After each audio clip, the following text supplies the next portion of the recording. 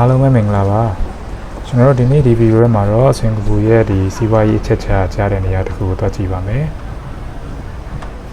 အဲ့ဒါကဘာလဲဆိုတော့ Raffles Place လို့ခေါ်တယ်ပေါ့နော် Raffles Place ကိုရထားနဲ့လာမယ်ဆိုရင်ပထမဦးဆုံး Raffles Place ဘူရာယုံကိုရောက်ပါမယ် Raffles Place ဘူရာယုံကရထားလိုင်းနှစ်လိုင်းအနီလိုင်းနဲ့အစိမ်းလိုင်းကိုဆက်ထားတဲ့ဘူရာယုံတစ်ခုလည်းဖြစ်တယ်အဲ့တော့ဒီဘူရာယုံမှာဆိုရင်နေတူပါယုံသွားနေတဲ့လူတွေနဲ့နောက်ပြီးတော့ဒီစင်ကာပူထဲမှာသွားလာပြီးတော့နေတဲ့လူတွေနဲ့အမြဲစီကားနေတဲ့စင်ကာပူရဲ့အဓိကနေရာတစ်ခုတည်းမှာလည်းပါဝင်တယ်ပေါ့နော်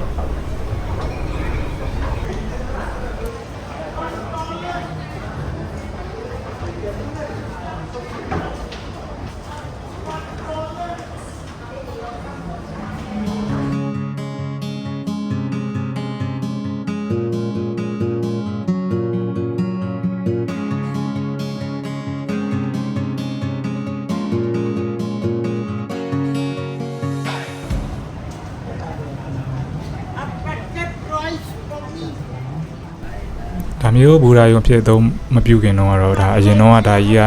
ဒီစင်ကာပူရဲ့ပထမဦးဆုံး underground car park ပေါ့နော်ဒီမြေအောက်ကားရပ်နားတွေရတဲ့နေရာအဖြစ်တည်ဆောက်ခဲ့တာနောက်ကျမှဒီဘူရာယုံဖြစ်ပြောင်းပြီးတော့1989ဒီဇင်ဘာလောက်မှာစဖွင့်ခဲ့တာပေါ့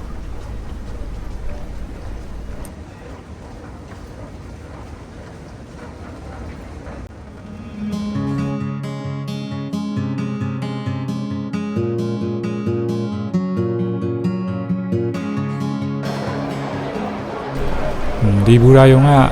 ကြီးတယ်ပြီးတော့သူ့မှာထွက်ပေါက်တွေလည်းအများကြီးပါတယ်ဘာလို့10ခုကျော်လောက်ရှိတယ်အဲ့တော့ပထမဦးဆုံးဒီနားဆရောက်တယ်ဆိုဒီဘူရာယုံဆရောက်တယ်ဆိုရင်တော့ဘယ်ကနေဘယ်လိုထွက်ရမလဲမသိဘဲနဲ့ဒါမျက်စိလဲနိုင်တယ်ပေါ့နော်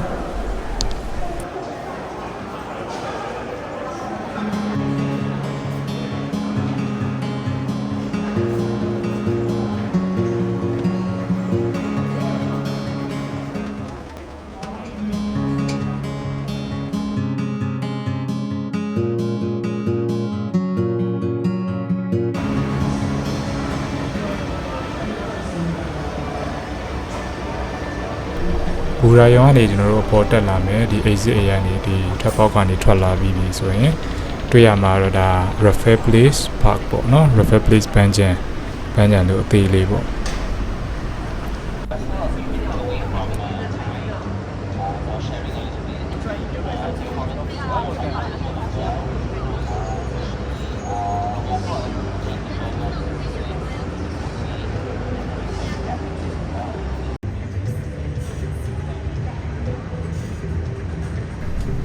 ပုံမှန် weekdays ပေါ့နော်ရုံဖွင့်ရက်တို့ပါလို့ဆိုရင်ရုံလာတဲ့လူတွေဒီမှာလာပြီးတော့နေ့လေထမင်းစားနားချိန်တို့ဒီခဏသူတို့အလုပ်ကနေပြီးတော့ခဏနားတဲ့အချိန်တို့ပါမှာဆိုရင်ဒီဘန်းချန်ထဲမှာလာပြီးတော့ထိုင်ကြတယ်စကားပြောကြတယ်စသည်ဖြစ်ပေါ့နော်ဒါသူတို့အပန်းဖြေတဲ့နေရာတစ်ခုလည်းဖြစ်တယ်ပေါ့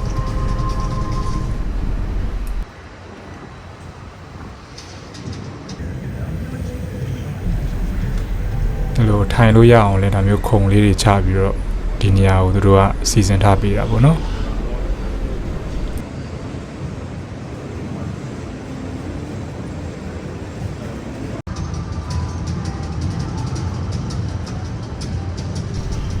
အရင်နေတော့ဆိုရင်တော့ဒါမျိုးပန်းချန်ဒါမျိုးနေရာတွေဆိုရင်ဒီအလုပ်လာလုပ်တဲ့လူတွေသူတို့အလုပ်နားခဏနားတဲ့အချိန်မှာထွက်ပြီးတော့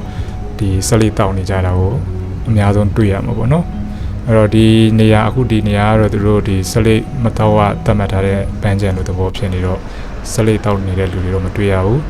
ဒါမျိုးပဲလာပြီးတော့ပုံမှန်လာပြီးတော့ထွက်ထိုင်ကြတယ်ပေါ့နော်သူတို့အလုပ်ကနေခဏ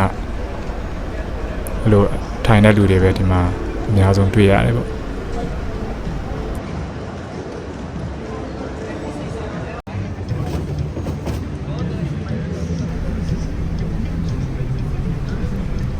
ဒီ Raffles Place ဆိုတဲ့နေရာကိုတော့သူတို့1820ဝန်းကျင်လောက်ကစပြီးတော့ဒီ plan ရေးဆွဲပြီးတော့စပြီးတော့ develop လုပ်တာပေါ့နော်1820ဝန်းကျင်ဆိုတာအင်္ဂလိပ်ခေတ်လို့ပြောလို့ရမှာပေါ့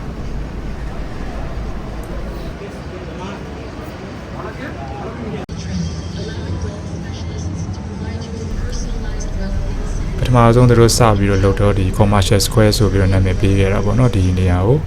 ပြီးတော့ဒီစင်ကာပူရဲ့ဒီအဓိကစီးပွားရေးနေရာတစ်ခုအနေနဲ့ဒါသူတို့စပြီးတော့လုပ်ခဲ့ကြတာ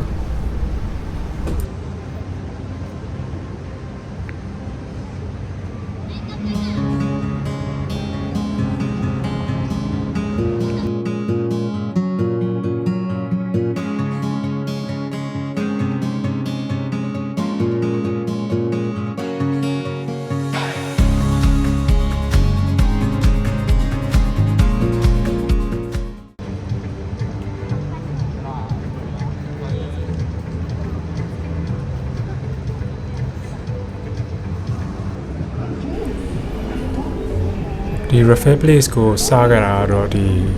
အင်္ဂလိပ် governor ဖြစ်တဲ့ Stanford Raffles ပေါ့နော်သူက1822လောက်မှာဒီစင်ကာပူမြို့စပြီးတော့ဒီ map plan ရေးဆွဲတဲ့အချိန်မှာဒီ commercial square ဆိုပြီးတော့ဒီနေရာကိုဒီစီးပွားရေးအတွက်အသုံးပြုမဲ့နေရာဖြစ်သတ်မှတ်ထားတာပေါ့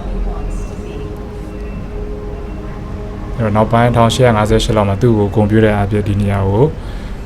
Rafael Place ဆိုပြီးတော့ခေါ်ပြန်ပြီးတော့နေရာနာမည်ပြောင်းခဲ့တာပေါ့နော်အဲ့ဒီ Rafael ဆိုတဲ့လူကတော့ဒီစင်ကာပူရဲ့နောက်ပိုင်းဒီ modern စင်ကာပူကိုစင်ကာပူမြို့ကိုစပြီးတော့ပြောင်းလဲတဲ့ဒါပထမအဆုံးလူလို့ပြောလို့ရတာပေါ့အဲဒါကြောင့်မလို့ဒီ Rafael ကိုဂုဏ်ပြုတဲ့အနေနဲ့ Rafael Hotel တို့ Rafael Hospital တို့သူ့နာမည်တွေသုံးပြီးတော့အဆောက်အအုံတွေလည်းရှိတယ်စင်ကာပူမှာဆိုရင်ဒုတိယကမ္ဘာစစ်အတွင်းမှာဆိုလေဒီဂျပန်လေယာဉ်တွေသူတို့ကတိုက်ခိုက်တဲ့အချိန်မှာဒီ Rafael Place ကိုသူတို့ရဲ့ပြစ်မှတ်တစ်ခုအနေနဲ့ထားပြီးတော့တိုက်ခိုက်ခဲ့တာပေါ့နော်စီးပွားရေးဒီအချက်ချာနေရာတစ်ခုဖြစ်နေတော့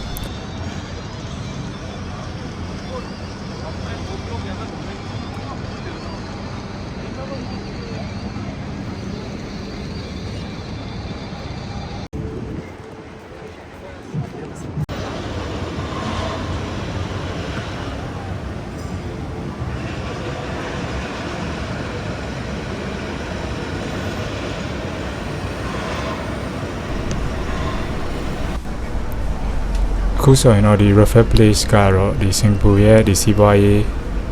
မြို့လယ်ကောင်လို့ဖြစ်နေပြီပေါ့နော်ဒီမှာဆိုရင်သူတို့ဒီတကယ် major ဘဏ်ကြီးတွေရှိတယ်ပြီးတော့ဒီနိုင်ငံတကာငွေကြေးကုမ္ပဏီတွေရှိတယ်နောက် trading ကုမ္ပဏီတွေရှိတယ်ပေါ့နော်အဲ့မျိုးဒီငွေကြေးကုမ္ပဏီတွေ organization တွေအများစုကဒီနားပတ်ချလည်မှာပဲဒါရှိတာပေါ့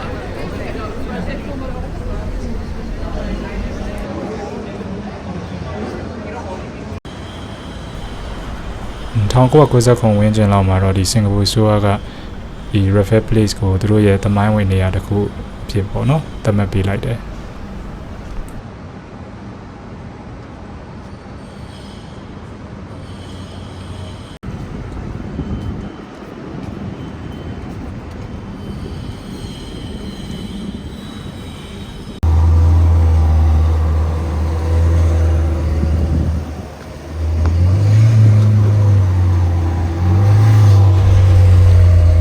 ပြီးတော့ဒီ Rafael Place ကဒီစင်ကာပူမြစ်ရဲ့တောင်ဘက်ခြမ်းမှာတည်ရှိတာပေါ့နော်အဲ့ဒါလည်းသူတို့ဒီစင်ကာပူကိုစပြီးတော့ plan လုပ်တော့ကဒီတောင်ဘက်ခြမ်းမှာတော့စင်ကာပူမြစ်ရဲ့တောင်ဘက်ခြမ်းမှာစီးပွားရေးစောက်အုံတွေစီးပွားရေးနေရာတွေထားမယ်ပေါ့စင်ကာပူမြစ်ရဲ့မြောက်ဘက်မှာတော့ဒီအစိုးရနဲ့ပတ်သက်တဲ့အစောက်အုံတွေရုံးတွေအမျိုးပေါ့နော်ပြရိုက်ဒီအမျိုးတွေထားမယ်ဆိုပြီးတော့သူတို့ plan ထားတဲ့ plan ပေါ့နော်ဒီ Rafael Place အနီးနားတစ်ဝိုက်ကိုသူတို့လမ်းလျှောက်ပြီးတော့ကြည့်ကြည့်အောင်ပါသူမှတွေ့ရမယ့်အဆောက်အအုံတွေလမ်းတွေပေါ့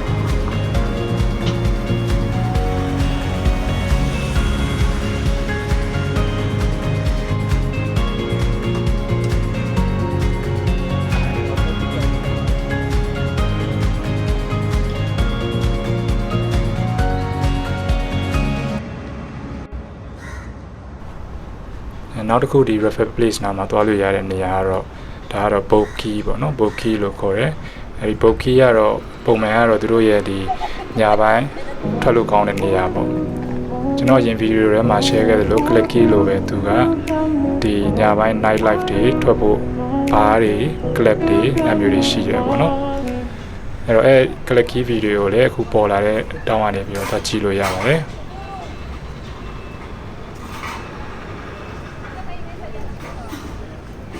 အဲ့တော့ဒီ book key မှာကျွန်တော်တို့လာပြီးတော့ညပိုင်းမို့လဲဓာတ်ပုံဗီဒီယိုလာရိုက်ပြီးတော့ကျွန်တော် YouTube channel မှာတင်ပေးပါအောင်မယ်